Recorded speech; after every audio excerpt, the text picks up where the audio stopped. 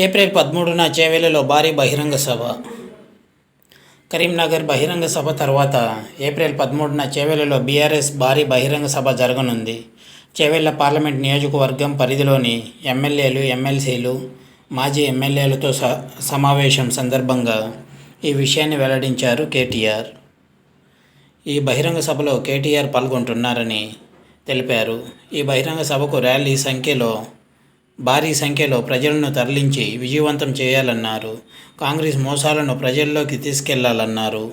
Chevella BRS MP అభ్యర్థిగా కాసాని జ్ఞానేశ్వరరావును ప్రకటించిన సంగతి అందరికీ తెలిసిందే. ఇది వ్యూవర్స్.